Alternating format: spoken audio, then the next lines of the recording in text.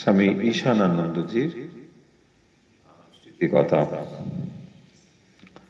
স্বামী ঈশানানন্দজির সৃষ্টি মায়ের কথা, এটি আমরা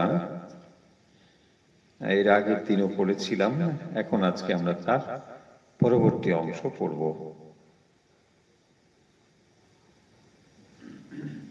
প্রসঙ্গ হচ্ছিল যেখানে সৃষ্টি মা কোয়ালপাড়া আশ্রমে গিয়েছেন এবং রাধুকে প্রসঙ্গ করেই রাধুর প্রসঙ্গ হচ্ছে এবং সেই সব কথা নিয়েই অন্যান্য বিষয় আলোচনা হচ্ছিল। এবং যখন ওই কোয়ালপাড়াতেই রয়েছেন তখন যে সমস্ত ঘটনা সেগুলোই আমরা এর আগের দিন আলোচনা করছিলাম। এবং ওই বিষ্ণুপুরে যাবার সময় যেভাবে বিপত্তি ঘটে এবং তারপর মায়ের সরল এবং উপস্থিত বুদ্ধির আমরা পরিচয় পেয়েছি যে তিনি ওই অবস্থাতেই ঠাকুরকে কিভাবে ওই পড়ে যাওয়া খাবারগুলো উপর থেকে তুলে নিয়ে পথের মধ্যে ঠাকুরকে ভোগ দিয়েছিলেন এবং তারপর সকলেই তা গ্রহণ করেছিলেন। এবং তারপরে গৌরীমার জয়রামবাটিতে গিয়ে তিনি যে রাত ভিখিরি বলে উল্লেখ করেছিলেন এবং সৃষ্টি মাকে চমকে দেবার জন্যই হয়তো এমন একটা কাণ্ড করেছিলেন, কিন্তু মায়ের দৃষ্টি এড়িয়ে যায়নি, মা কিন্তু ঠিক চিনতে পেরেছিলেন। এই সমস্ত বিষয়গুলো আমরা ইতিমধ্যে আলোচনা করেছি।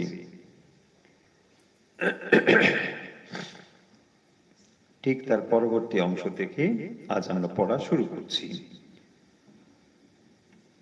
কোয়ালপাড়ায় দু একদিন থাকবার পর রাধুর ওই স্থানটি বেশ নির্জন বলিয়া পছন্দ হওয়ায় মা 6 মাস তাহাকে লইয়া থাকিয়া যান। জগদম্বা আশ্রম থেকে কিছু দূরে অপর একটি নির্জন বাড়িতে রাঘুর থাকবার ব্যবস্থা হয় এবং তার 3 দিকে কাঁটা গাছের জঙ্গল ছিল। মা একদিন আমাকে বলিলেন, আজকাল মনের কি যে হয়েছে, যা চিন্তা ওঠে তাই উপস্থিত হয়, তা ভালোই হোক আর মন্দই হোক। এই বিষয়ে বেশ কয়েকটি ঘটনা এখানে পরপর উল্লেখ করা হয়েছে। আজ আমরা সেই কথাগুলি আলোচনা করব যে সৃষ্টি মা যখন যে জিনিসটি তিনি মনে করেছেন সেটি যেন ঘটে গিয়েছে। এরকমই ঘটনা যে রাধুরও তো এই জঙ্গলটাই পছন্দ, নির্জন কিনা। আমার কদিন থেকে মনে হচ্ছে সারাদিন কাজকর্মে বাইরে যাওয়া আসা করো, সন্ধ্যের সময় থেকে কিন্তু এইখানে এসে আমার কাছে থেকো, বড় ভয় হয় বাবা। রাজেনকেও বলেছি সে রাত 10টা-11টার পর আসবে। তো যখন ওই কোয়ালপাড়ার যে জায়গাটি সেখানে জঙ্গল এবং সেই জঙ্গলের মধ্যে সন্ধেবেলা এইভাবে থাকা, তাই রাজেনকে বলেছেন বলে বললেন মানে এরা যেন সেখানে গিয়ে হাজির হন, তাতে মায়ের খানিকটা সুবিধে হবে। সেই দিন থেকে রাধুর বাড়ির বাইরে একটি কতবেল গাছের তলায় সন্ধ্যা হইতে রাত্রি 11টা পর্যন্ত চৌকি পাতিয়া বসিয়া থাকিতাম, মাও বসিয়া থাকিতেন এবং বহু খুব আস্তে আস্তে আমাদের সঙ্গে কথাবার্তা করতেন। মা একদিন বলছেন যে জঙ্গল কোন দিন ভালুক না বেরিয়ে পড়ে। আমি বললাম কই মা, এদিকে তো কখনো ভালুক দেখিনি। কিন্তু সত্যি 2-3 দিন পরে দুপুরবেলায় শোনা গেল 1 মাইল দূরে দেশগার গ্রামে একটি প্রকাণ্ড ভালুক গোবর কুড়াইবার সময় একটি বৃদ্ধাকে মারিয়া ফেলিয়াছে। এখানে যে ঘটনাগুলি উল্লেখ করা হয়েছে এই ঘটনাগুলি হয়তো খুব বড় কিছু নয়, কিন্তু এই ঘটনাগুলো যেহেতু মা এই ঘটনাগুলো বা পূর্ব থেকেই তিনি যা যেমন ভাবছেন তা সত্য হয়ে উঠছে। এই নিরিখেই এই ঘটনাগুলিকে স্মৃতিকার উল্লেখ করেছেন স্মৃতিচারণ করতে গিয়ে, যে সত্যি 2-3 দিন পরে যেখানে ভালুকের থাকাটা কোনো স্বাভাবিক ঘটনা নয়, কারণ সেখানে সাধারণত ভালু দেখা যায় না, অথচ শুনছেন যে ভালুক গোবর করবার সময় একটি বৃদ্ধাকে মেরে ফেলেছে এবং ভালুকটিকেও গুলি করে মেরে ফেলা হয়েছে। সন্ধ্যের পর মা বললেন, দেখলে আজ ভালুকের কাণ্ড, অম্বিকের শাশুড়িকে নাকি মেরে ফেলেছে, তুমি যে বলেছিলে দেশে ভালুক নেই। ফলে শ্রী মা সারদা দেবী বা এরা যেমন, এদেরকে বলা হয় সত্য সংকল্প।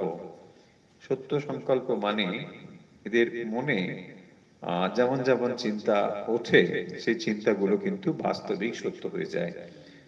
যদি হয়তো এমন দেখা যাবে যে একটি অবাস্তব কথা বলছেন, বাস্তবে সেটা হয়তো সম্ভব নাও হতে পারে, এরকম অসম্ভব কথা হলেও তিনি যখন উল্লেখ করছেন বা বলছেন তার মুখ দিয়ে, ফলে কোথাও না কোথাও সেটা সত্য হয়ে যাবেই, এবং একেই বলা হয় সত্য সংকল্প। যেমন যেমন মনে উঠবে ঠিক তেমনই সত্য হয়ে যাবে।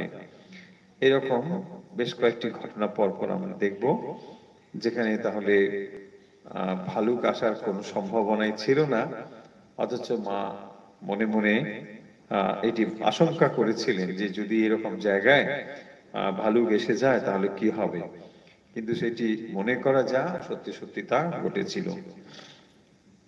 সন্ধ্যার সময় মা একটু মিষ্টি খাইয়া জল খাইতেন, আমি ওই গাছতলায় আসিলে আমাকেও খাইতে দিতেন। বলিতেন, সমস্ত দিনের পরিশ্রমের পর সন্ধ্যার সময় একটু কিছু খেয়ে জল খেলে শরীরটা বেশ স্নিগ্ধ হয়, তারপর জপ তপে বা যে কোনো কাজে মনটি স্থির হয়ে বসে। একদিন বলছেন, ঠাকুরের সেবার জন্য যখন নগদকানে ছিলাম তখন কত কি কষ্টেই না ছোট ঘরখানিতে থাকতে হতো, তারই ভেতর কত সব জিনিসপত্র ঠাকুরের জন্য হাঁড়িতে মাছিয়ে রাখতাম, তার সেবার জন্য কোনো কষ্টই গায়ে লাগতো না, কোথায় দিয়ে আনন্দের দিন কেটে যেত। আর এখন পড়েছি রাধুর জন্য এত কষ্টে, জঙ্গলে তোমাদের নিয়ে বসে আছি, ধর্ম কর্ম জপ তপ সব গেল, এখন তার কৃপায় ভালো ভালো উদ্ধার হয়ে রাধুর আসন্ন প্রসবা তাই উদ্ধার হলে হয়। একটু পরে নবাসনী বৌদি আসে, ও দাদা শুনেছেন, আজ দুপুরে এখানে মাও আমি বসে আছি, বেশ নির্জন। মা বলছেন, সেই কাক দুটি কদিন এই সময় এসে এই গাছে বড় চিৎকার করত, রাধুরও বিরক্ত হতো, কিন্তু কই আজ কদিন তাদের দেখতে পাচ্ছি না। এই যে ঘটনা একটু আগে যেটা আমরা উল্লেখ করলাম, ঠিক পাশাপাশি এই ঘটনাটিও, যে মা খুব স্বাভাবিকভাবেই যে কথাগুলো উল্লেখ করেছেন এখানে, এগুলোর মধ্যে খুব বিরাট কিছু ব্যাপার নেই। আসলে মা স্বাভাবিকভাবেই যে কথাগুলো বলবার সেটা এখানে বলেছেন, সেই কথাগুলোই স্মৃতিকার উল্লেখ করেছেন বা স্মৃতিচারণ করতে গিয়ে বলছেন। সন্ধ্যের বলছে, সমস্ত দিনের পরিশ্রমের পর সন্ধ্যের সময় মুখে কিছু খেয়ে জল খেয়ে শরীরটা বেশ স্নিগ্ধ হয় এবং তারপরে জপ তপে বসলে মনটা স্থির হবে, এটা তিনি বলছেন। ঠিকই আছে, এটা কোনো অসুবিধা নেই। তারপরে যে কথাগুলো রয়েছে, যে ওখানে দুটি পাখি সেটি বলছেন যে সেই কাক দুটি কদিন এই সময় আসে আর বড় চিৎকার করে, রাধুরও খুব বিরক্ত হয়, কিন্তু আজ কদিন হলো দেখতে পাচ্ছি না। মানে কাক দুটো রোজই ওখানে আসে টাসে এরকম হয়, কিন্তু মা এটা কদিন দেখছেন না। তো মা কদিন দেখছেন না, কিন্তু এইটি তার হয়তো মনে উঠেছে, কিন্তু তার এই জন্যেই দেখা যাবে যে সত্যি সত্যি এই ঘটনাটা কিরকম বাস্তব হয়ে উঠছে। কই আজ কদিন থেকে তাদের দেখতে পাচ্ছি না, কোথায় গেল দুটি বলতো। মা এই কথা বলতে না বলতে দুটি এসে গাছে ডেকে উঠল। মাও হাসিয়া হা বাবা বলিয়া ওই কথা সমর্থন করিলেন। একদিকে যেমন মায়ের মনে যেমন উঠছে, সেই ঘটনাটি যেমন ঘটছে, এটিও যেমন একটি দিক। অন্য দিক থেকে মা যে বিশ্ব জননী, তিনি যে কেবল মানুষের জননী ছিলেন তা নয়, তিনি জগৎকে প্রসব করেছেন, এবং এই পাখি তাদেরও তিনি মা, সবার তিনি। সেই জন্য বলছেন, মাও হাসিয়া হা বাবা বলিয়া ওই কথার সমর্থন করিলেন। পাখিগুলো কদিন ধরে আসছে না, সেই কাক দুটি, সেই কাক দুটি চিৎকার করলে বিরক্তই হয়, অসুবিধেই হয়, কারণ রাধু একেবারেই শব্দ সহ্য করতে পারে না। কিন্তু মায়ের মনে হঠাৎ যখন উঠেছে যে এই পাখিগুলো কোথায়, পাখিগুলোকে দেখছি না কদিন হলো, ঠিক ওই সময়ে সেই পাখিগুলো সেখানে আবার ডেকে উঠল। আর মাও বলছেন যে হ্যাঁ বাবা বলিয়া ওই কথা সমর্থন করিলেন। তাহলে আমরা দ্বিতীয় যে জিনিসটি জানতে পারলাম, যে প্রথমে ওই ভালুকের কাহিনী এবং এখানে দুটি পাখির কাহিনী বলা হয়েছে, যে এর ভেতর দিয়ে মা যা ভাবছেন বা চিন্তা করছেন সেটা কিন্তু ঘটে যাচ্ছে। ফলে যে জগৎ জননী, বিশ্ব জননী, তিনি যে সমস্ত মানুষের মনের খবর রাখেন, তার মনে যে সমস্ত চিন্তার ফুট উঠছে এবং সেগুলো যে যেখানে যেখানে তিনি তার মাতৃত্বের বিকাশ ঘটেছে সর্বত্রই তিনি এই রূপটিকে প্রকাশিত করেছেন, এবং এটিও খুব স্পষ্টভাবে এখানে আমরা দেখতে পাচ্ছি। আর একদিন আষাঢ়ের প্রথম ভাগে মাও আমরা কয়েকজন গাছতলায় বসে আছি, রাত 10টা। মা হঠাৎ বলছেন, দেখো সেই পাগলটি কই অনেক দিন আসেনি। দেখুন মায়ের সংসারে মানে যেমন একদিকে এখানে দেখছি ভালুক, পাখি, হ্যাঁ, পাগল সবাই রয়েছে, কারণ সকলেই মায়ের কাছে গিয়ে সান্ত্বনা পান, মায়ের কাছে তাই সকলেই ছুটে যান। বলছেন যে কোথায় গেল সেই পাগলটি, অনেকদিন আসেনি, বদ্ধ পাগল, কিন্তু গান টানগুলি বেশ গায়, তবে বড় ভয় করে বাবা, পাছে এখানে চেঁচিয়ে মেচিয়ে ওঠে। যেহেতু পাগল, ফলে তার তো এরকম বাস্তব বুদ্ধি একটু কমই থাকবে, কখনো হয়তো সে চিৎকার টিৎকার করে উঠবে এবং তার ফলে রাধুর অসুবিধে হতে পারে, মা এই আশঙ্কা করছেন।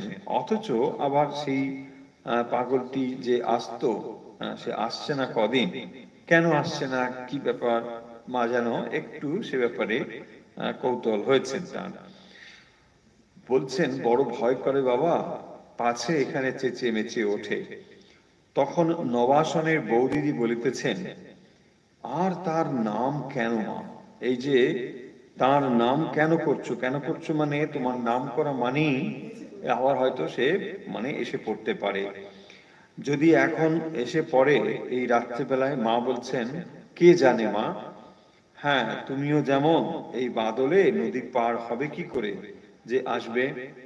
ফলে মা ভাবতেই পারছেন না যে ও আসতে পারে, কিন্তু সত্যি সত্যি যখন ব্রহ্মময়ী নিজে চিন্তা করেছেন, সে না এসে পারে না। কিন্তু বলছেন, হ্যাঁ তুমিও যেমন বললে এই এত বৃষ্টি এই বাদলের মধ্যে আসবে কি করে, তার অর্থাৎ তার আশাটা খুব স্বাভাবিক ছিল না। আমি এই কথা বলিতে না বলিতে পাগলটি একটি তালপাতার পেকে মাথায় দিয়া এক বোঝা সজিনা শাক বগলে লইয়া সেখানে উপস্থিত হইল ও মাকে বলিল, তোমার জন্যে সজনে শাক নিয়ে এলাম। তো এই যে ঘটনা, একদিক থেকে আমরা দেখলে দেখবো যে একটা পাগল এখানে, কিন্তু সেই পাগল হলেও তার যে মাতৃভক্তি, এখানে কিন্তু পাগলামি নেই, এখানে কিন্তু সরলতা এবং ঠিক ঠিক মায়ের উপরে তার ভক্তি রয়েছে।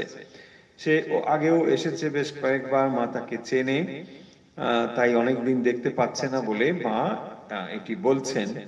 আর এই রকম দুর্যোগপূর্ণ সময়ে নিশ্চয়ই তার আশাটা স্বাভাবিক নয়, কিন্তু সে সেখানে এসে উপস্থিত হয়েছে এবং ওই বৃষ্টির মধ্যে তাল পাতার পেকে মাথায় দিয়ে সজনে শাক নিয়ে এসছে মায়ের জন্য এবং বলছে, তোমার জন্য সজনে শাক নিয়ে এলাম। নবাসনের বৌদি ভয় পাইয়া ভেতরে চলিয়া গেলেন। মা বলিলেন, যা যা, এত রাত্রে গোল করিসনি। সে বলল, যাব কি করে, নদীতে বান যে। আমি বললাম, এলি কি করে? সাঁতরে পার হয়ে এসেছি। বলছেন, লক্ষ্মীটি, গোল করিসনি। সে তখন আর কোনো কথা না বলিয়া চলিয়া গেল।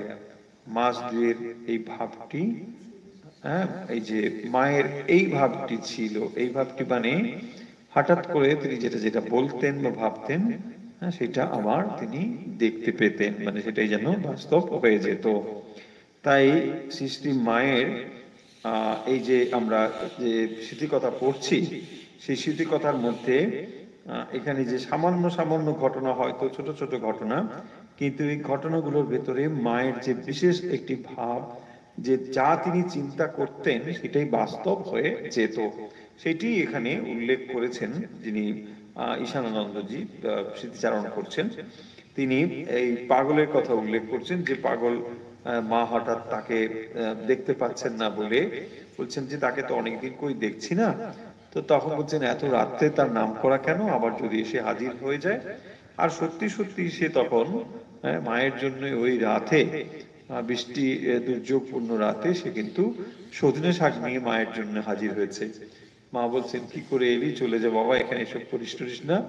কিন্তু সে বলল যে না, আমি সাঁতার দিয়ে এসেছি, সাঁতার দিয়ে তুই চলে যা। লক্ষ্মীটি গোল করিস নি, সে তখন আর কোনো কথা না বলিয়া চলিয়া গেল। 2 মাসের মানে এরকম ভাবটি মায়ের মধ্যে ছিল। তাহলে এখানে 3টি ঘটনা আমরা পাচ্ছি, যে ঘটনার ভেতরে মায়ের এই যে ভাব, অর্থাৎ তিনি যা চিন্তা করছেন সেটি তিনি দেখতে পাচ্ছেন, বা সেটি বাস্তব ঘটে যাচ্ছে। এবারে আরেকটি ঘটনা, এটি একটু অন্যরকম, কিন্তু এটির দ্বারাও মায়ের একটি দিক আমরা বুঝতে পারবো, যে কিভাবে তিনি সাধু ব্রহ্মচারীদের শ্রদ্ধা করতেন, তাদের সম্মান করতেন এই এই অর্থে তারা হয়তো তারই সন্তান, তার থেকেই কৃপাপ্রাপ্ত হয়েছেন, কিন্তু একটি আদর্শকে সামনে রাখবার জন্য তিনি এইভাবে মর্যাদা জায়গাটা তৈরি করে দিয়েছিলেন। রাধুর ঘরের বারান্দায় মায়ের নিকট বসে বাজারের ফর্দ লিখছি, ওই সময়ে একদিনের ঘটনা উল্লেখ করছেন, যে তিনি বাজারের ফর্দ লিখছে, আর পাশ দিয়ে যাবার সময় অসাবধানতা বশত জনৈক স্ত্রীলোকের কাপড়ের আঁচল আমার পিঠে একটু লেগে যায়। মা তা লক্ষ্য করে অত্যন্ত বিরক্তির সঙ্গে স্ত্রীলোকটিকে বলছেন, কি গো ছেলে, আমার সামনে বসে লিখছে, ব্যাটা ছেলে, তোমার একটু হুঁশ নেই, ওর পিঠে আঁচল লাগিয়ে যাচ্ছ। ওরা ব্রহ্মচারী, তোমরা মেয়ে মানুষ, ওদের সমীহ করে চলতে হয়, প্রণাম করো ইত্যাদি। কথাগুলি মা এমন তেজের সহিত বলিলেন যে বাড়ির মেয়েরাও সন্ত্রস্ত হইলেন। তো এখানে যে ঘটনাটি উল্লেখ করছেন, যে একদিন তিনি বাজারের ফর্দ লিখছেন, বাজারের ফর্দ ঠিক আছে, এটা তিনি মাঝে মাঝে করেন, কিন্তু পাশ দিয়ে স্ত্রী ভক্ত, জনৈক স্ত্রী ভক্ত, তিনি চলে যাচ্ছিলেন এবং তার ওই কাপড়ের আঁচল তার পিঠে লেগে যায়, হয়তো লক্ষ্য করেননি, অসাবধানতাবশতই ঘটেছে, কিন্তু এটি মায়ের দৃষ্টি এড়িয়ে যায়নি, মা এটা লক্ষ্য করেছেন, এবং তাই অত্যন্ত বিরক্তির সঙ্গে বলছেন, কি গো ছেলে, আমার সামনে বসে লিখছে, বেটা ছেলে, তোমার একটু হুঁশ নেই। এখানে আমরা দেখব যে এই কথাগুলোর তাৎপর্য আর অন্য কিছু নয়, যে ওরা ব্রহ্মচারী, অর্থাৎ এই ব্রহ্মচারীদের যেন আমরা একটু সমীহ করে চলি, এই ভাবটি এখানে স্পষ্ট হয়েছে, যে আমরা যেন খানিকটা সমীহ করে যদি চলি, তাহলে এই ভাবটি বজায় থাকবে যে ওদের কে সম্মান দেখিয়ে চলতে হবে, আমরা যেন এটি করি। তাই দেখবেন মা অন্যত্র দেখবেন রাধু যখন মানে পায়ে নুপুর টুপুর পরে একটু শব্দ টব্দ করে যাচ্ছে, তখন তাকেও বলছে না, এরকম করে যেতে নেই, এখানে সাধু ব্রহ্মচারীরা থাকে, ফলে তোমরা এভাবে করো না। তো এইরকম যেখানে যেখানে প্রয়োজন হয়েছে, মা কিন্তু ঠিক সেই জায়গাতে যথাযথ জিনিসটি বলেছেন। বলেছেন এই জন্যে যে তাদেরকে খুব অসম্মান করছেন তা নয়, কিন্তু আমরা যেন এই এই মর্যাদাটা রক্ষা করি, এই সমীহ করে যেন আমরা চলি, এটাই কিন্তু এই কথার তাৎপর্য। একটি নূতন ব্রহ্মচারী কলপাড়ায় মায়ের কাছে কিছুদিন থাকিতে চাহিলে মা বলিলেন, তুমি থাকতে চাচ্ছ, কিন্তু তোমার এখানে থেকে কষ্ট হবে। হ্যাঁ, আমার এখানে বড় কাজকর্ম, রাধুকে নিয়ে এই জঙ্গলে পড়ে আছি।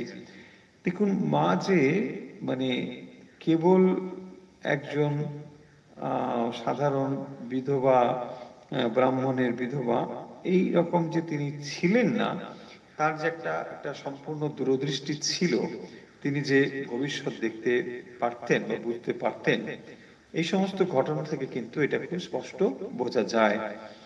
যেখানে এক নতুন ব্রহ্মচারী তিনি থাকতে চেয়েছেন, যে ওইখানে থাকবেন, যোগদান করে থাকবেন। তো তখন তিনি বলছেন, তুমি থাকতে চাচ্ছ, কিন্তু তোমার এখানে থেকে কষ্ট হবে। ফলে তিনি তার ভাবটা যেহেতু জানতেন, তাই তিনি বলছেন যে এখানে তোমার থাকাটা বোধহয় মানে ঠিক হবে না। কিন্তু যখন সে থাকতে চাইলো, তখন মা বললেন যে ঠিক আছে থাকুক। ছেলেটি বিশেষ আগ্রহ প্রকাশ করায় মা বললেন, আচ্ছা, কেদারকে বলে আশ্রমে দিন কতক থাকো, তারপর দেখা যাবে। মা তাকে সরাসরি তো বারণ করলেন না, যে দেখা যাক, তুমি যখন বলছো তখন থাক। কিন্তু মা খুব একটা যে উৎসাহ দেখাচ্ছেন তা কিন্তু বোঝা গেল না, কিন্তু থাকলো। ওই সময়ে যে সেবকটি রাধুর পথ্য তৈয়ার করিত, তাহাকে কয়েকদিনের জন্য কলকাতা যাইতে হইল। মা ওই ছেলেটিকে জিজ্ঞাসা করিলেন, তুমি এটি পারবে বাবা? সে সম্মত হইবে বলিলেন, ওদের কাজে থেকে সব দেখে নাও, শুনে নাও। প্রথম দিনেই পথ্য প্রস্তুত করিয়া মায়ের নিকট যাইবার সময় তাহার হাত হইতে সব পড়িয়া নষ্ট হইয়া যায়। তো বললো যে ঠিক আছে, তুমি পারবে, দেখে টেকে নিয়ে নাও বলে সব দেখে টেকে নিল। কিন্তু প্রথম দিনেই কি করলো, যে পথ্য নিয়ে যাওয়ার সময় সব পড়ে গেল। তো তখন কি করা উচিত ঠিক করতে না পেরে সেই খালি পাত্রগুলি মায়ের নিকট উপস্থিত করে, যে কি করব মা, এই তো সব পড়ে গেছে, খালি পেট এইগুলি। সেদিন আর রাধুর খাওয়া হলো না। মা বিরক্ত হলেন, পরে বলেছিলেন, সাধু হিসেবে তো ছেলেটি বেশ ভালোই, তবে আমার এখানে কাজকর্মে চৌকস লোক চাই। এই যে ঘটনাটি অত্যন্ত হয়তো ছোটই ঘটনা, কিন্তু মা যেহেতু ভবিষ্যৎ দেখতে পেতেন, তাই তিনি প্রথমেই তাকে হয়তো বুঝতে পেরেছিলেন। তাই বলেছিলেন যে এখানে থাকতে তোমার কষ্ট হবে। কষ্ট হবে মানে কেবল এখানে ওই রকম ব্রহ্মচারিত নয় যে ঘন্টা পড়বে, ভোগ খাবে আর থাকবে, আর হরিনাম করবে, বাবাজিদের আখড়া, ঠিক এই ধরনের নয়। তাই কাজকর্ম নিয়ে যারা থাকে তাদের কর্মকুশল হতে হয়, তাদের ভেতরে একটি বিশেষ দক্ষতা অর্জন করতে হয়। খালি বসে বসে ওই মানে হরিনাম করো আর একটু করে ভোগ খাও, শুয়ে থাকো, এইরকম মানে সাধুদের আদর্শ ভবিষ্যতে যে সন্ন্যাসী সঙ্গ তৈরি হবে বা হচ্ছে, এটা কিন্তু ছিল না। এবং সেই কারণের জন্যই মা তার প্রতি খুব একটা যে সন্তুষ্ট ছিলেন তা নয়, সন্তুষ্ট ছিলেন তা নয়। তাই বলছেন, সাধু হিসেবে তো ছেলেটি বেশ ভালোই, তার মানে সে যে সাধু হতে এসেছে ইত্যাদি, এটা মা মানে বুঝতেই পারছেন, এটা বলেছেন। কিন্তু বলছেন কাজকর্মে চৌকস লোক চাই, আমার এখানে কাজকর্মে চৌকস দক্ষ লোক চাই। গাছতলার সাধু দিয়ে আমার কাজ হবে না। এই যে কথাটি, গাছতলার সাধু, এরকম সাধু ভারতবর্ষে খুব কম নেই, প্রচুর সাধু আছে। এবং এরকম সাধু এই এখন গঙ্গা মেলা চলছে, আর কি বলে কুম্ভ মেলা চলছে। ফলে কুম্ভ মেলায় এরকম হাজার হাজার লক্ষ লক্ষ সাধু সন্ন্যাসী এসে হাজির হন। ভারতবর্ষ সাধু সন্ন্যাসীদের দেশ, এটা জানাই ছিল। কিন্তু নতুন যে ধারাটি তৈরি হচ্ছে, এটি দেখুন, মাও কিন্তু কত সুদূর প্রসারী দৃষ্টি, মাও কিন্তু এটি জানতেন। এবং তাই তিনি সেই ওই ব্রহ্মচারীকে এটি বলছেন যে গাছতলার সাধু দিয়ে আমার কাজ হবে না। আবার হুজুকে পড়েও অনেক অনেক বড় বড় কাজ করে ফেলে। কিন্তু মানুষের প্রত্যেক খুঁটিনাটি কাজটিকে শ্রদ্ধা দেখলে ঠিক ঠিক মানুষটি চেনা যায়। তো ঠিক মানুষ চিনতে গেলে তখন এই ছোট ছোট কাজ দিয়ে মানুষকে চেনা যায়, যে সামান্য সামান্য কাজ সে করতে পারছে কিনা। রাধুর জন্য পথ্য তৈরি করতে তাকে বলা হয়েছে। এই কাজটি খুব সাংঘাতিক কঠিন একটা বড় কাজ কিছু নয়, কিন্তু সেই কাজটি সে নিশ্চয়ই মনোযোগের সঙ্গে করতে পারেনি। মনোযোগ যদি তার এই কাজের প্রতি না থাকে, তাহলে সে সাধন ভজন করে ঈশ্বর লাভের জন্য যে অগ্রসর হচ্ছে বা ভাবছে, এটি কি করে পূর্ণ হতে পারে। ফলে মা এই কথাটি বলছেন যে মানুষের প্রত্যেক খুঁটিনাটি কাজটি দেখলে, শ্রদ্ধা দেখলে ঠিক ঠিক মানুষটি চেনা যায়। অর্থাৎ মানুষের ভেতরে যদি এই সমস্ত কর্মের প্রতি নিষ্ঠা থাকে, স্পৃহা থাকে, যথার্থ রূপে মনোযোগ থাকে, তাহলেই সে সমস্ত কাজে তার সেই মনোযোগটিকে লাগাতে পারে। তার মানে যে ভালো জব ধ্যান করে, সে অন্যান্য দিক থেকেও কর্মকৌশল হয়, সে যা কিছু করে সে কাজটা কিন্তু খুব সফলতার সঙ্গে করতে পারে। নাহলে একটা এলোমেলো জীবন নিয়ে কখনো সাধু সন্ন্যাসী হওয়া যায় না। অনেকে আমরা এরকম ভাবি যে মানে ভক্ত হব মানে এটা এলোমেলো জীবন, যা খুশি চলছে, তারপরে একটু হরিনাম করলাম, এটা করলাম সেটা করলাম, ভক্ত হয়ে গেলাম। না, ভক্ত জীবন মানে এরকম নয়। কারণ আমরা জ্বলন্ত দৃষ্টান্ত স্বয়ং ঠাকুরকেই দেখতে পাচ্ছি, যে যিনি মুহূর্তে মুহূর্তেই ভাবস্থ হয়ে যাচ্ছেন, যার পরনের বসনের ঠিক নেই, কিন্তু তিনিও যখন পরিপাটি অর্থাৎ এই জগতের কথা মনে পড়ছে, জগতের মধ্যে রয়েছেন, তখন সচেতন ভাবেই সমস্ত কিছু করছেন। তাহলে একদিক থেকে তার সচেতনতা যেমন এই জগতের প্রতি যখন নেই তখন একেবারেই নেই, আবার যখন সচেতনতা রয়েছে তখন কিন্তু পূর্ণভাবে রয়েছে। এবং সেই জন্য তিনি বলছেন কোথাও নৌকোতে ওঠার আগে সব জিনিসপত্র নেওয়া হয়েছে কিনা, বেটুয়াটা নেওয়া হয়েছে কিনা, এগুলো কিন্তু খুঁটিনাটি তিনি খবর রাখতেন। দু একদিন পরেই সেবকটি ফিরিয়া আসায় ছেলেটির ওখানে থাকা হইল না। তো ফলে এই এই যে ঘটনাটি কিন্তু বেশ মানে আমাদের শিক্ষাপ্রদ, যে মায়ের কাছে সে থাকতে চেয়েছিল, থাকলেও বটে, কিন্তু তারপর দেখা গেল যে এইভাবে তার যে কাজ, সেই কাজটি সে যথাযথভাবে করতে পারল না। আর একদিন কোয়ালপাড়ায় একটি ছেলে পুলিশের নজরবন্দি থেকে মুক্তি পাইয়া মায়ের নিকট সন্ধ্যাকালে উপস্থিত হয়। এই প্রসঙ্গে আপনাদের নিশ্চয়ই জানা থাকবে যে ওই সময় যেহেতু এরকম একটা একটা অস্থির রাজনৈতিক অবস্থা চলছে ভারতবর্ষে, ঠিক সেই সময় অনেকে মানে মানে মানে স্বাধীনতা সংগ্রামী বলে শাসকের রোষানলে পড়তো, তাদেরকে পুলিশ ধরে নিয়ে যেত, ইত্যাদি ইত্যাদি হতো। এবং পাশাপাশি এই ঘটনাও গোয়ালপাড়া আশ্রমে তখন এভাবে হতো। হতো মানে কিছু কিছু ঘটনা তো রয়েছে এগুলো, যারা তখন করতেন কি হয়তো আগে ওইভাবে করেছেন, স্বদেশী আন্দোলন ইত্যাদি করেছেন, পরবর্তী সময়ে সেগুলো সব ছেড়ে টেলে দিয়েছেন, দিয়ে সাধু হয়েছেন, চলে এসেছেন সেখানে, সন্ন্যাসীর জীবন যাপন করছেন ইত্যাদি। কিন্তু পুলিশ তাকে খুঁজে খুঁজে বেড়াতো। তো এইরকম কিছু কিছু ঘটনা তো রয়েছে। সেই রকম একটি ঘটনা এখানে রয়েছে, যে নজরবন্দি থেকে মুক্তি পেয়ে মায়ের কাছে সন্ধ্যেবেলা এসেছে এবং দীক্ষা নেওয়ার জন্য জানিয়েছে মাকে। তখন সেখানে আশ্রমের ওপরে পুলিশের তীক্ষ্ণ দৃষ্টি থাকায় আশ্রম অধ্যক্ষ তাকে চলে যেতে বলেন, যে এখানে পুলিশের তীক্ষ্ণ দৃষ্টি রয়েছে, এরকম যদি কেউ আসে তাহলে খুবই বিপদের সম্ভাবনা, কারণ পুলিশ এসে আবার সেখানে খোঁজা টোজা নেবে ইত্যাদি ইত্যাদি। তো মা তখন বলছেন যে ছেলেটি কত কষ্ট পেয়ে ব্যাকুল হয়ে এসেছে, তুমি যদি আজ রাতটা গ্রামের কোনো লোকের বাড়িতে তাকে রাখার ব্যবস্থা করতে পারো, তবে কাল সকালে আমি তাকে দীক্ষা দিয়ে চলে যেতে বলবো। তার ইঙ্গিত মতো আমি তাকে এক স্থানে রাখিয়া দিলাম। তো ফলে তার দীক্ষার ব্যবস্থা মা চাইছেন তাকে দীক্ষা দিতে, কিন্তু আশ্রমে থাকলে পরে অসুবিধা হবে বলে পাশাপাশি একটি জায়গায় তাকে রাত্রিবাসের জন্য পাঠানো হলো, এবং সেখানে থেকে সে দীক্ষা নিয়ে চলে যেতে পারে। পরদিন খুব সকালে মায়ের সঙ্গে রাধুর বাড়ি যাচ্ছি।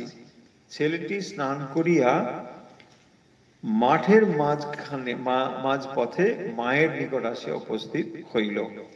মা আমাকে নিকটবর্তী পুকুর হইতে একটু জল আনিতে বলিলেন। আমি একটা গ্লাসে জল আনিয়া দিলে মা যেন আসন খুঁজিতেছেন মনে হয়। আমি জিজ্ঞাসা করিলাম, আসন এনে দেব কি? মা বললেন, থাক, আর যেতে হবে না, দুটো খড় দাও, আমরা দুজনে বসি। আমি এইরূপ করিলে তাহারা ওই খড় পাতিয়া মাটিতে বসিলেন এবং আমাকে একটু তফাতে থাকিতে বলিয়া মা আচমন করিয়া ছেলেটিকে দীক্ষা দিলেন। তো এই ঘটনাটি দেখলে আমরা একটি মানে মায়ের যে কৃপার কোনো বাঁধা ধরা নিয়ম ছিল না, এটি কিন্তু এর একটি জ্বলন্ত দৃষ্টান্ত রয়েছে। এরকম ঘটনা যে একাধিক হয়নি তা নয়, এরকম ঘটনা বহুবার ঘটেওছে।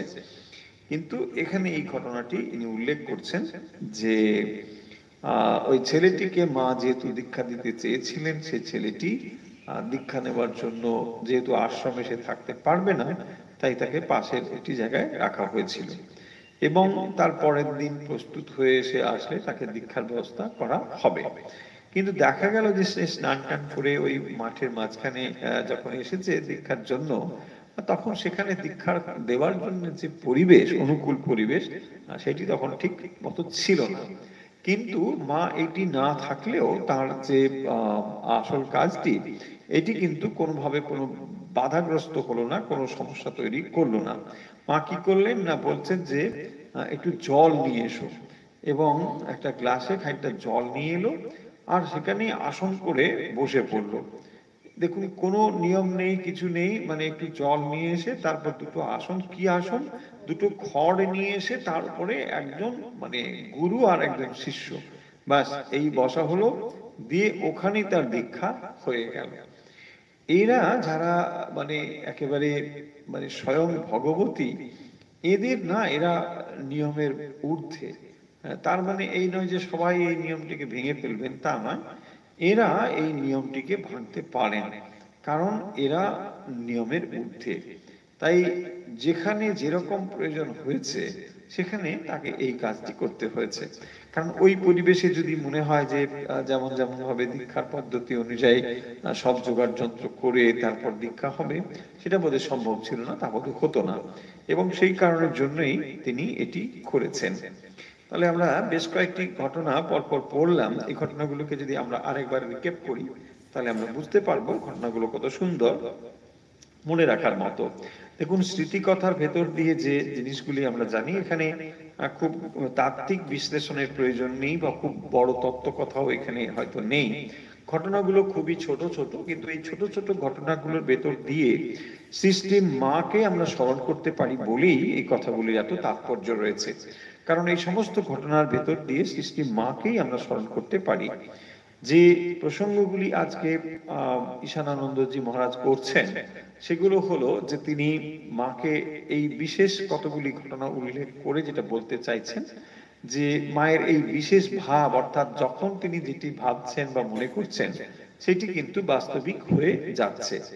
এই রকম প্রসঙ্গ করতে গিয়ে তিনি বেশ কয়েকটি ঘটনা এখানে উল্লেখ করেছেন, এবং সেই প্রসঙ্গে তিনি যেটি বলছেন সেটা হচ্ছে, প্রথম যে ঘটনাটি উল্লেখ করা হলো তা হলো যে একটি মানে জঙ্গলের মধ্যে ওই কোয়ালপাড়ার ওইখানেই যে তিনি যখন রয়েছেন তখন ভাবছেন যে এখানে বোধহয় এত জঙ্গল, এখানে ঝোপঝাড় অন্ধকার, বলছে ভালুক টালুক না এসে পড়ে।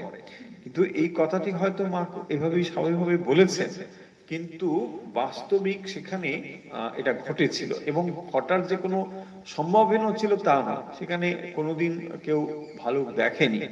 তাই ভাবছেন যে মা এটা কিরকম বলেছেন, এটা বোধহয় ঠিক মতন হবে কিনা জানি না, কিন্তু বাস্তবিক সেদিন এটা ঘটেছিল।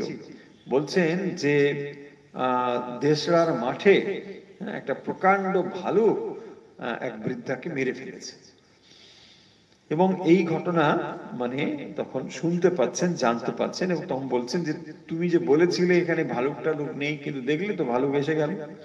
তো এইরকম একটি ঘটনা, এবং তার পরবর্তীতে আরেকটি ঘটনা এখানে উল্লেখ করা হয়েছে, সেটি হলো দুটি কাকের কাহিনী। দুটি কাকের মানে আর কিছু না, যে দুটো কাক, দেখুন এরকম কখনো না কখনো তো ঘটছেই, তো কাক আসছে সেখানে বসে, কিন্তু মা এটাকে বেশ ভালোভাবে লক্ষ্য করেছেন যে ওখানে কাক দুটো রোজ আসে, খানিকটা সময় থাকে, একটু কা কা করে বসে থাকে, তারপরে আবার চলে যায়।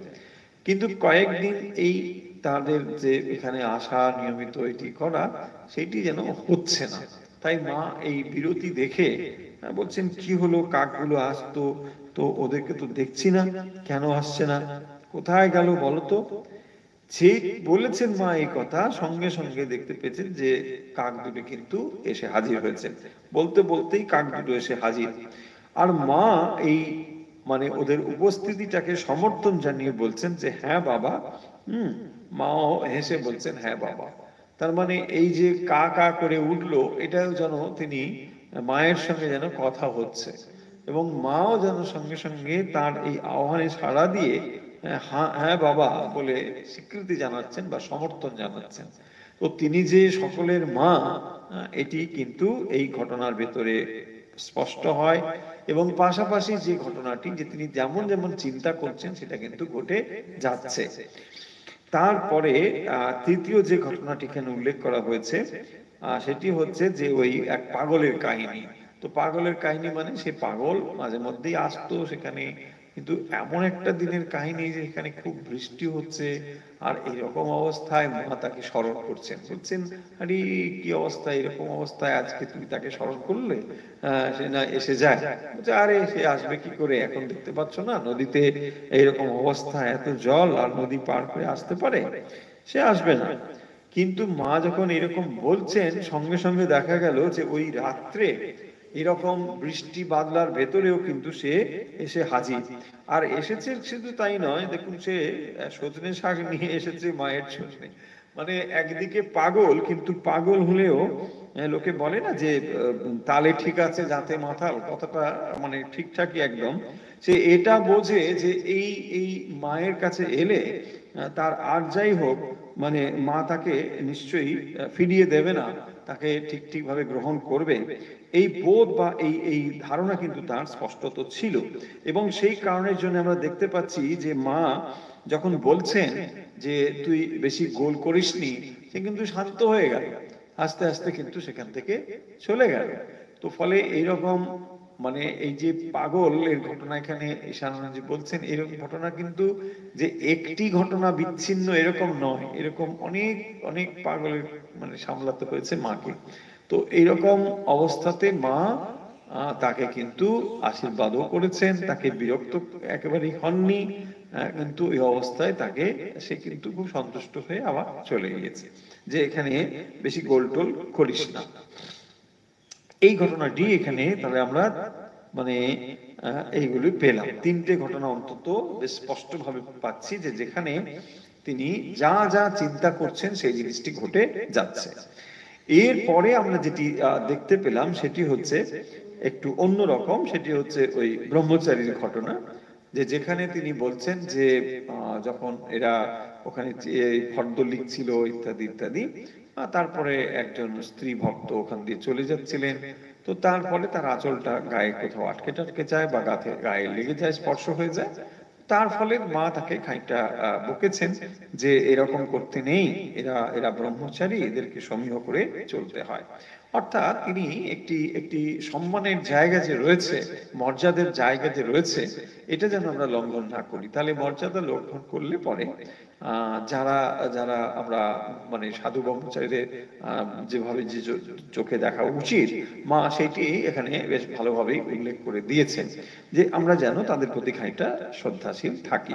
না হলে এই এই মানে যে পারস্পরিক শ্রদ্ধার ভাব, এটি যদি না থাকে তাহলে উভয়ের কিন্তু ক্ষতি হবে।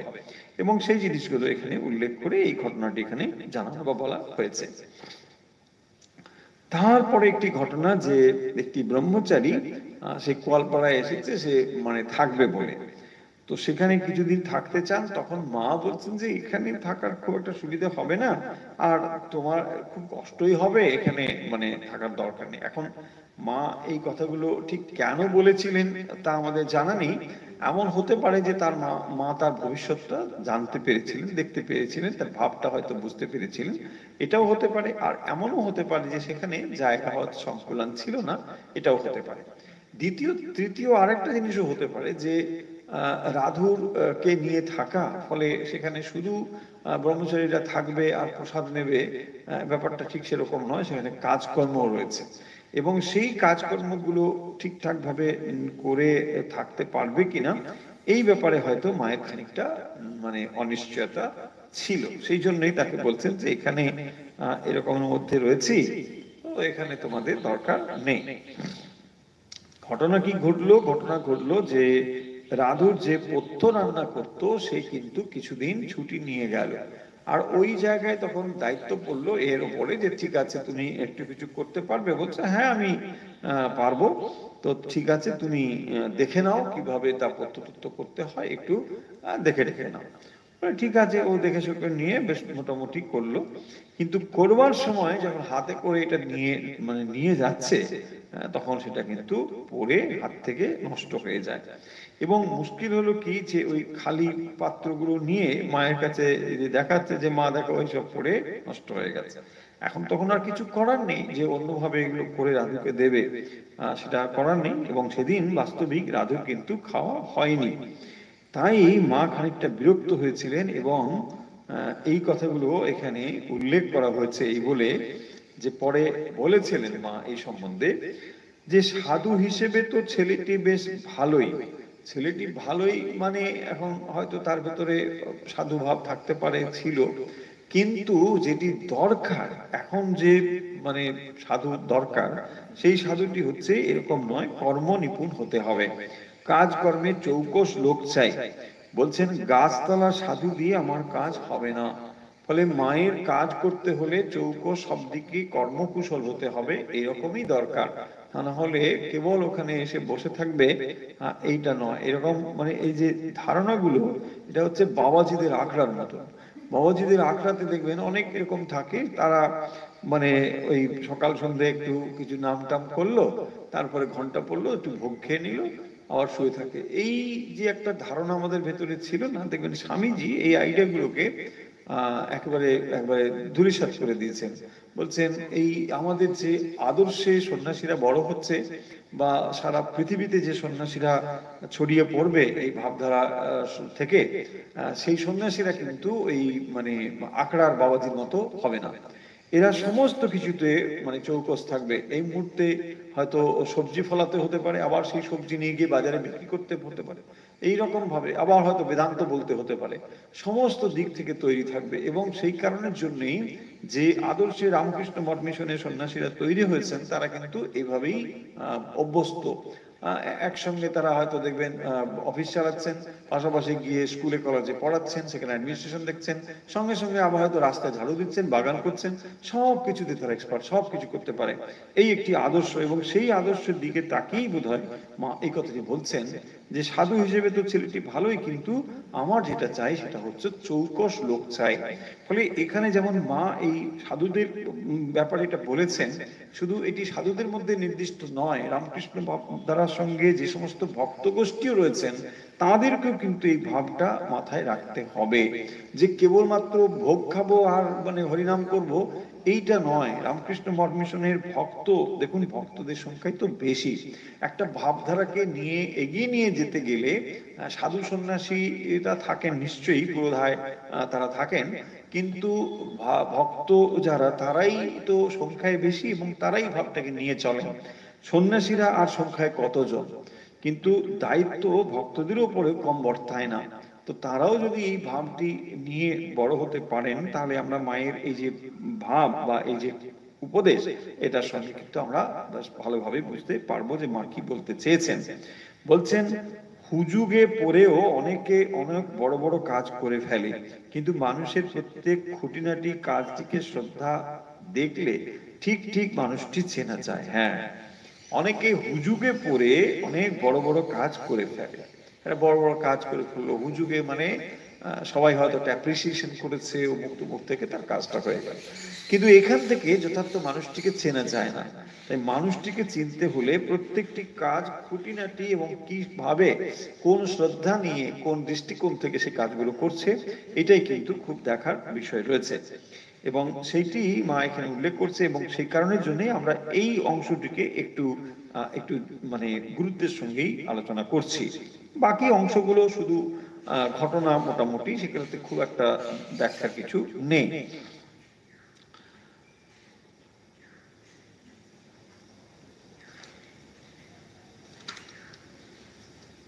তারপরে যে ঘটনাটি একটু আগে আমরা উল্লেখ করলাম, সেই ঘটনাটি বলেই আজকে কথা শেষ করব। ঘটনাটি হচ্ছে যে একটি ছেলে, সে করেছে কি না, আশ্রমে এসেছে কলপাড়ায়, সেখানে থাকবে, দীক্ষা টিক্ষা নেবে ইত্যাদি, ওখানে থাকবে। কিন্তু যেহেতু সে ওই পুলিশের নজরবন্দি থেকে মুক্তি হয়ে মানে এসেছে, ফলে তাকে ওখানে রাখলে পুলিশের আবার বিষ দৃষ্টিতে পড়তে হতে পারে, এবং তাতে ফলে একটা আশ্রমের অসুবিধাও হতে পারে। এই সমস্ত দিক ভেবে আবার মা তাকে চান দীক্ষাটা দিয়ে দিতে। কারণ মা তো দূরদর্শী, তিনি জানেন এই সন্তানের ভবিষ্যৎ কি হবে জানা নেই, ফলে তিনি দীক্ষা তাকে দিয়ে দিতে চান। তাই কি হলো না, ব্যবস্থা করা হচ্ছে যে তাকে একটা পাশের ঘরে কোথাও পাশে রেখে দেওয়া হোক, থাক ওখানে, পরে সকালবেলা এসে স্নান টান করে দীক্ষা নিয়ে চলে যাবে। এটাই নিয়ে ও চলেই যাবে, ওখানে রাখা হবে না। ঠিকই আছে, এদিক থেকে কোনো সমস্যা নেই। কিন্তু তার যে পদ্ধতি, অর্থাৎ দীক্ষা তিনি যে অভিনবভাবে দিলেন, এটাই আমাদের কাছে বড় আশ্চর্য। যে মা প্রয়োজন হলে তার নিয়মকে তিনি নিজে ভেঙে ফেলতে পারতেন। তিনি যেমন নিয়ম শৃঙ্খলা তৈরি করছেন, সমস্ত কিছু তার নিয়মে চলছে, কিন্তু পাশাপাশি তিনি এরকম নিয়মগুলোকে কিন্তু ভেঙে ফেলতেন। বলছেন যে আসন এনে দেবেন, বলতে কি আসন দেবেন না, দুটো খড় এনে দাও। সে দুটো খড়ের দুজনে বসেছেন, এবং সেখানে একটু জল নিয়ে এসেছেন গ্লাসে করে, ব্যাস এতেই হয়ে গেল। তারপরে ওখানে আসন করে আচমন করে মা তাকে দীক্ষা দিয়ে দিচ্ছেন। এইভাবে আমরা তাহলে এই কতগুলি ঘটনা ভেতর দিয়ে আজকের শ্রী শ্রী মায়ের কথা, এই কথাটি আমরা শেষ করব। তাহলে আজকে যে ঘটনাগুলো আমরা পড়লাম, এগুলোকে যদি আমরা আর একবার দু এক কথার মধ্যে শেষ করি, তাহলে এটা হবে এইরকম যে মা ভবিষ্যতে যে ঘটনাগুলো ঘটবে সেটা যেন তিনি আগাম জানতে বা বুঝতে পারতেন, এবং সেই অনুযায়ী তিনি যে যে কথা উল্লেখ করতেন তার মুখ দিয়ে এগুলো কিন্তু বাস্তব হয়ে যেত। এবং সেই ঘটনাগুলো দেখতে গিয়ে একদিকে আমরা যেমন ভালুকের কাহিনী, তারপরে আমরা পাচ্ছি যে ওই দুটি কাকের কাহিনী, তারপরে আমরা তৃতীয় যে ঘটনাটি পাচ্ছি সেটি হচ্ছে ওই পাগল রাত্রে সজনে শাক নিয়ে গেল। এই তিনটে কাহিনী বিশেষ করে এখানে রয়েছে। প্রসঙ্গত আপনাদের বলি যে ঈশানানন্দজির মায়ের কিন্তু স্মৃতিকথা বলে একটি বই রয়েছে, এবং সেই স্মৃতিকথাতে তিনি এই কাহিনীগুলো উল্লেখ করেছেন। এখানে হয়তো অল্প করেই আছে, এখানে অনেক কথা এখানে নেই, কিন্তু ওই বইটির মধ্যে আরো বিস্তারিত ভাবে এই ঘটনাগুলো রয়েছে। যাই হোক, তো আমরা সেই স্মৃতিকথাগুলো এখানে এভাবে পড়ছি। এরপরে যেটি রয়েছে ওই ব্রহ্মচারীর প্রতি যে শ্রদ্ধা, সেটি তিনি দেখিয়েছেন, এবং স্ত্রী ভক্তকে একটু সমীহ করে চলবার কথাও বলেছেন। এই উপদেশ আমরা মায়ের এখান থেকে পাচ্ছি। আর তারপরে যেগুলো পাচ্ছি যে সেটি হচ্ছে ওই এক সাধু সেখানে মানে ব্রহ্মচারী থাকবে বলে গিয়েছিল, তো তাকে মা বলছেন যে এখানে তোমার কষ্ট হবে ইত্যাদি। তো তারপরে দেখা গেল যে ওই পাচকটি চলে যাবার পরে তিনি রাধুর ভোগ রান্না করার দায়িত্ব পেয়েছিলেন, কিন্তু সেটা করতে গিয়ে তিনি করলেন কি এমন, মানে সব নষ্ট করলেন খাবার দাবার, এবং তারপরে রাধুর সেদিন কিন্তু প্রত্যগ্রহণ করা হয়নি। এবং সেই প্রসঙ্গেই মা বলছেন যে না, আমার এখানে ওই গাছতলার সাধু দিয়ে হবে না, আমার চাই দক্ষ সাধু যে কিন্তু এগুলো সব করতে পারবে, চৌকস লোক চাই।